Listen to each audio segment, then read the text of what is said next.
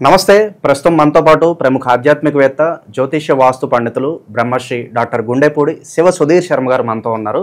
So July మాసంలో పరిస్థితి ఏ విధంగా ఉండబోతుందో గురుగారిని అడిగి తెలుసుకుందాం. నమస్కారం గురుగారు. శ్రీమాత్రే నమః. శ్రీ గురుభ్యో నమః. గురుగారు, జూలై మాసం, విశేషంగా ఆషాఢ మాసం, కర్కాటక రాశి వారి పరిస్థితి ఎలా ఉండబోతుంది? ఎలాంటి పరిస్థితులు ఈ నెల వీళ్ళు ఫేస్ చేయబోతున్నారు? ఎలాంటి పరిహారాలు, జాగ్రత్తలు తీసుకోవాలి గురుగారు? కర్కాటక రాశి వారి మనస్తత్వ విషయానికి వస్తే చంచల తత్వం ఎక్కువ. ఎక్కడ ఒక చోట స్థిరంగా తొందరగా నిలబడరు. వీళ్ళ మనస్సు కూడా నిలబడదు. ఒక్కసారి నిలబడిందా అక్కడి నుంచి కదలదు. అట్రాక్టివ్ పవర్ ఎక్కువ. అలాగే పట్టుకున్న వాళ్ళ చేతుల నుంచి టక్కని జారిపోతుంటారు. వీళ్ళ లక్షణమే అది. అలాగే కొంతకాలం బాగుంటారు, మరలా కొంతకాలం డౌన్ అవుతూ ఉంటారు.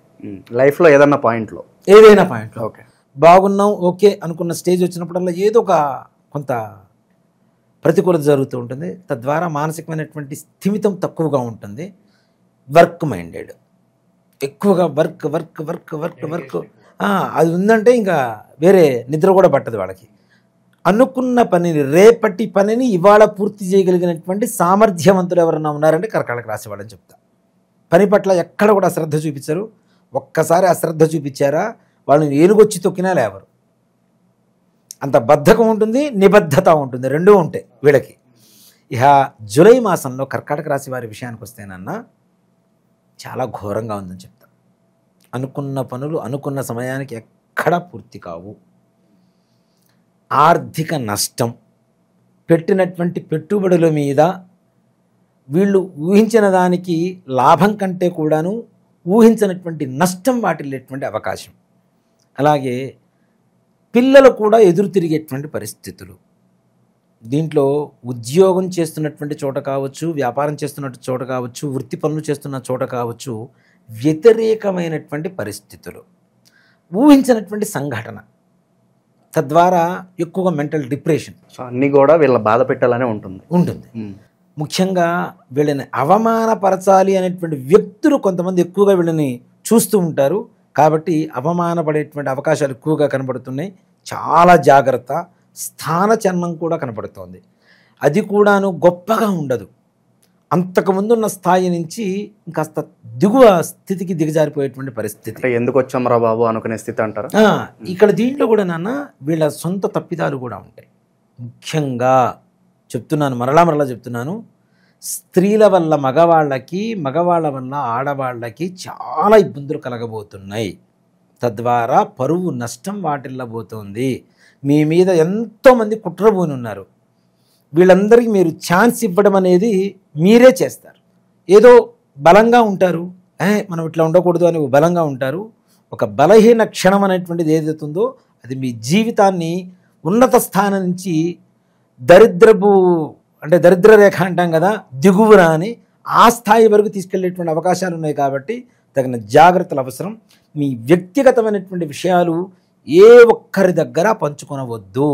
ఎక్కడైతే మీ విషయం బయటకు చెప్తున్నారో మీ జాతకాన్ని, మీ జీవితాన్ని మీ అంతటా మీరే స్వయంకృతాపరాధంతో కింద స్థాయికి దిగజార్చుకుంటున్నారని చెప్పి మాత్రం ఆలోచించుకోండి ముందుగానే. ఎవరిని ప్రస్తుతానికి ఉన్నటువంటి పరిస్థితుల్లో నమ్మవద్దు. ఇప్పుడు మంచి ఉద్యోగం చేస్తున్నాం, టక్కన ఊడిపోతుంది. ఎందుకనేది ఏంటనేది కూడా తర్వాత ఎవరు మోసం చేశారనేది తర్వాత తెలిసింది. దానివల్ల పెద్ద ఉపయోగం లేదు. అవునా? చూసుకుంటే అయిన వాళ్ళే, కావాల్సిన వాళ్ళే చేసి ఉంటారంట. తప్పనిసరిగా నీకు బాగా తెలిసిన వాళ్ళు నీ జీవితంలో నిత్యం ఉండేటువంటి వ్యక్తులు, అంటే భార్య అని కాదు కోసమే చెప్తున్నా, అలాంటి వ్యక్తులు, స్నేహితులు ఎవరైతే ఉంటారో ఇట్లాంటి వాళ్ళ వల్ల ఎక్కువగా నష్టం వాటిల్లేటువంటి అవకాశం ఉంది. అనారోగ్య భంగం, అది కూడా ఇంకోటి కూడా చెప్తున్నాను. కర్కాటక రాశి వారికి అనారోగ్య భంగం కూడా గుప్త రోగాలతో సంబంధించినటువంటి ఉండేటువంటి అవకాశం ఉంది. బయటికి చెప్పుకోలేనటువంటి, లోపల మింగలేనటువంటి గుప్త రోగాలకు సంబంధించినటువంటి రోగం వచ్చేటువంటి అవకాశం ఉంది. తగిన జాగ్రత్తలు అవసరం. ఇలాంటివి ఎలాంటి వాటి వల్ల వస్తాయనేది మనం చెప్పాల్సిన అవసరం లేదు. కాబట్టి ఇంకాస్త జాగ్రత్త అవసరం. చాలా జాగ్రత్తగా ఉండాలి ఇట్లాంటి విషయాల్లో. ఇలాంటి వాటి వల్ల భవిష్యత్తు మొత్తం కూడా అగమ్యగోచరంగా తయారవుతుంది. మెంటల్ డిప్రెషన్, డబ్బు నష్టం, ఆరోగ్యం పోయింది, పరువు నష్టం, అందరూ అవమానిస్తున్నారు, ఉన్న ఉద్యోగం పోయింది, ఎన్ని రకాల బాధలు పడాలి. నిజంగా ఈ నెలలో ఎవరైనా వ్యక్తిగతమైనటువంటి జాతకం చూపించుకోవాలి అనుకునేటువంటి పరిస్థితి ఎవరికైనా ఉందంటే ముఖ్యంగా కర్కాటక రాశి వాళ్ళకు ఉందని చెప్తాను. అంటే ఎలాంటి దశలు నడుస్తుంది, మన టైం ఎలా ఉంది అన్ని ఎలా చూసుకోవాలంట. అంతే కదా. వాటి ద్వారా కొంతవరకు ఏమన్నా మనం బెటర్మెంట్ ఉంటుందా, ముందుకెళ్ళగలుగుతామా. అలాగే ఆపరేషన్స్ జరిగేటువంటి పరిస్థితి కూడా, శస్త్రచికిత్స జరిగేటువంటి పరిస్థితులు కూడా కనబడుతున్నాయి. కొంచెం జాగ్రత్తగా ఉండండి. అలాగే ముఖ్యంగా ఏదైతే మీ మాట ఇక్కడ చెల్లుతుంది అనుకుంటారో అక్కడ చెల్లదు. అంతకుమించిన ఘోర అవమానం ఇంకేముంటుంది మనకి. నా పేరు చెప్పు అక్కడ పోయి పని అయిపోతుందని చెప్తారు కదా, వాడిని కొట్టి పంపించి నిన్ను కొట్టడానికి వచ్చినా కూడా రావచ్చు. అంత ఘోరంగా ఉన్నది కాబట్టి తగిన జాగ్రత్తలు తీసుకోండి. రియల్ ఎస్టేట్ వ్యాపారస్తులు వీళ్ళు కూడా అంటే వ్యక్తుల్ని నమ్మొద్దు. నా ల్యాండ్ ఇంత కొన్నాను, ఇంత వడ్డీ అయింది, ఇప్పటికీ ఇంతకు అమ్మబోతున్నాను అని చెప్పాడు అంటే అసలు అమ్మేటువంటి పరిస్థితి కూడా ఉండదు. చివరికి నష్టంతోనే మళ్ళీ వడ్డీలు కట్టుకుంటూ అక్కడే కూర్చోవలసిన పరిస్థితి. రాజకీయపరమైనటువంటి నాయకులకు కూడా ఉన్నత స్థానం నుంచి ఉన్న స్థానం వదిలిపెట్టి మరలా నార్మల్ పర్సన్గా తిరగాల్సినటువంటి పరిస్థితులు, ప్రజల వ్యతిరేకత. అలాగే విద్యార్థులు కూడా చాలా చాలా కష్టపడితే అత్యవసర మార్కులు అని చెబుతాం, పాస్ మార్క్స్, అలాంటి మార్క్స్తో పాస్ అయ్యేటువంటి అవకాశం కనపడుతుంది. ఓకే, శుభకార్యాల పరిస్థితి. శుభకార్యాలు ఈ నెలలో అసలు ముట్టుకోవద్దు, వాటి గురించి ఆలోచించొద్దు. వివాహం కావచ్చు, సంతానం కావచ్చు, ఇలాంటివి ఏవి కూడా ఇన్వెస్ట్మెంట్స్ జోలికి కూడా వెళ్ళకపోవడం మంచిది. అసలు ముఖ్యంగా షేర్ మార్కెట్ జోలికి అస్సలు వెళ్ళొద్దు. వెళ్ళారా మీ ఇంటి నిప్పుతోనే కాల్చుకున్నట్టే లెక్క. కాబట్టి తగిన జాగ్రత్తలు చాలా చాలా చాలా చాలా అవసరం. మంచిగా ఆలోచించిన, 1-2 సార్లు ఆలోచించిన వ్యవహారాన్ని ఆలోచించి అడుగు వేయడం అనేటువంటిది చెప్పుకోదగ్గ వ్యవహారం. అలాగే కర్కాటక రాశి వారిలో ముఖ్యంగా విదేశాలు వెళ్ళాలనుకుంటున్నారు కదా, వాళ్ళు కూడా ఈ నెలలో ప్రయత్నాలు మానుకోండి. తదుపరి నెలలో మీకు మంచి జరిగేటువంటి అవకాశం ఉంది. మీరు డబ్బులు ఎవరికన్నా ఇచ్చినా కూడా ఇట్లా అంటే ఇప్పుడు మన ఉద్యోగం కోసమనో ఏదైనా వ్యాపారం కోసమనో ఈ విదేశీ ప్రయాణాలు మేము అక్కడ ఇప్పిస్తాం, మీకు పోస్టింగ్ ఇప్పిస్తాం, అది చేస్తాం, ఇది చేస్తాం, వేకెన్సీలు ఉన్నాయని చెప్పి మాయ చేసేటువంటి మాయగాళ్ళు మీ చుట్టూ తిరుగుతూ ఉన్నారు. సన్నగా, తెల్లగా, కొంచెం పొడవుగా, కరెక్ట్ మంచి, మరీ సన్నగా కాదు, కరెక్ట్ పర్సనాలిటీ ఉండేటువంటి వ్యక్తులు అవుతుంటారు. వాళ్ళని చూస్తే స్పర్ధృపి అనుకుంటాం, కానీ లోపల ఉండేదంతా కూడాను మాయే వాళ్ళ దగ్గర. ఇట్లాంటి వ్యక్తులు పరిచయం అవుతూ ఉంటారు. ఇట్లాంటి వ్యక్తులతో తగిన జాగ్రత్తలు తీసుకోండి. ముఖ్యంగా డబ్బులు ఎవ్వరి దగ్గర కూడాను పైసా కూడా జారనివ్వకండి. ఒక్క మాటలో చెప్తానన్నా, పైసా జారనివ్వడం తీసి పక్కన పెట్టేసి మీ దగ్గర పైసా జారేంత పైసలు ఉండాలి. అవి కూడా ఉండవని చెప్తున్నా. అంటే ఇంత ఘోరంగా చెబుతున్నారు ఎట్లా అండి అంటే, దానికి దగ్గర తరుణోపాయం ఉంటుంది తప్పనిసరిగా. అంటే మీ ప్రత్యేకమైనటువంటి మీ వ్యక్తిగతమైనటువంటి జాతకం తెలుసుకోవాలనుకున్న వాళ్ళు తప్పనిసరిగా సంప్రదించండి. వ్యక్తిగతంగా జాతకం చెప్పుకోవాలి. గురుగారు, సాధారణంగా పరిస్థితి బాగాలేదు కాబట్టి ఎక్కువ డిప్రెషన్లకు లోనైపోతారు. అరే ఏంటి మనం అనుకున్నదంతా జరగట్లేదు అనుకుంటారు. ఈ టైంలో మరి వీళ్ళ మనస్తత్వం కావచ్చు, ఆలోచించే విధానం ఎలా ఉంటే బాగుంటుంది అంటారు? అంటే ఒకటేనన్నా, ఈ నెల బాగాలేదు, వచ్చే నెల తప్పనిసరిగా బాగుంటుంది. రోజులన్నీ ఒకేలా ఉండవు కదా, తప్పనిసరిగా మారుతుంది. అతి తొందరలో రాబోయేటువంటి రోజుల్లో రాజ్యమేటువంటి రాశి కూడా కర్కాటక రాశి అవ్వబోతోంది. అది గుర్తుపెట్టుకోండి. ఇప్పుడు మనం అన్ని కష్టాలే చెప్తే నిజంగానే డిప్రెషన్కి వెళ్ళిపోతాను అన్న. బాగుంది కాబట్టి చెప్తున్నా, మీరేదో సంతోషపడాలని చెప్పడం లేదు, బాగుంది కాబట్టి చెప్తున్నా. రాబోయేటువంటి రోజులు బాగున్నాయి, మంచి రోజులు ఉన్నాయి, దాంట్లో అనుమానం ఏం లేదు. ఒక జూలై మాసం కొంచెం ఘోరంగా ఉంది కాబట్టి ఇంట్లో పెద్దల ఆరోగ్య పరిస్థితి కూడా జాగ్రత్త. ముఖ్యంగా మాతృవంశీకుల వల్ల మరణ వార్తలు వినేటువంటి అవకాశాలు కూడా కనపడుతున్నాయి. సూతకాలు పట్టాల్సినటువంటి పరిస్థితులు కనపడుతున్నాయి. కాబట్టి తగిన జాగ్రత్తలు తీసుకుంటూ ముందుకు వెళ్ళవచ్చు. పితృదోషాలు ఉన్నాయని చెప్పి చాలా వరకు కూడా అడుగుతున్నారు. అవునన్న, పితృదోషం, స్త్రీశాపం, వీటి వల్ల అత్యధికమైనటువంటి బాధలు అనుభవిస్తున్నారు. ఇలాంటి వాటికి ఒకటే పరిహారం చూస్తుంటాం, one and only solution, remedy అనుకోవచ్చు అంతే. ప్రపంచంలో ఎవరు ఎన్ని చెప్పినా, ఇప్పుడు నేను సుధీర్ శర్మ ఉన్నానండి, సుధీర్ శర్మ లాంటివాడే, సుధీర్ శర్మ కాడు కదా. ఇది కూడా అంతే. చాలామంది చాలా రకాల ప్రయత్నాలు చేస్తున్నారు.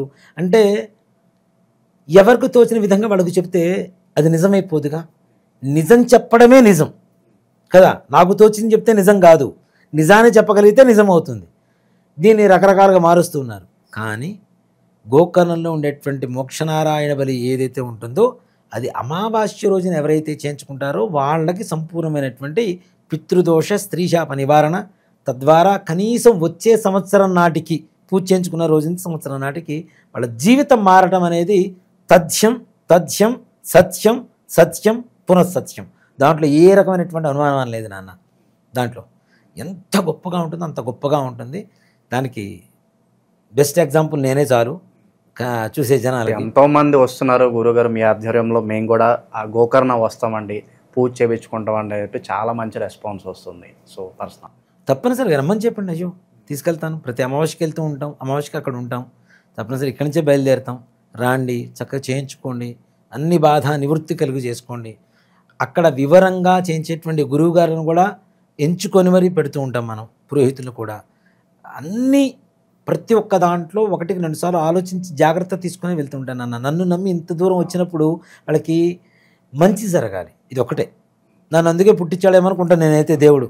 అంటే గోకర్ణానికి ఇంతమందిని తీసుకుని వెళ్ళి వీళ్ళ కర్మ నివృత్తి చేయరా అని చెప్పడం కోసమే భగవంతుడు నన్ను పుట్టించి ఈ స్థాయికి తీసుకొచ్చి ఇదే ప్రయాణాలు ఎక్కువగా చేసేట్లుగా చేస్తున్నాడేమో అని నేను భగవంతుడి అనుజ్ఞానుకొని స్వీకరిస్తూ ఉన్నాను, ఆ బాధ్యతలు తీసుకొని చేస్తూ ఉన్నాను.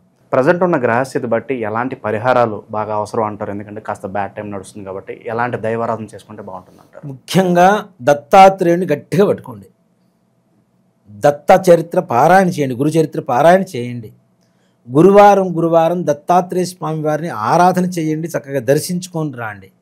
అలాగే ఒక దారం తీసుకొని దానికి పసుపు పూసి, ఈ దారానికి చక్కగా శనగలు నానబెడితే, ముందు రోజు నానబెడితే మెత్తగా అవుతాయి, సూతితో గుచ్చండి.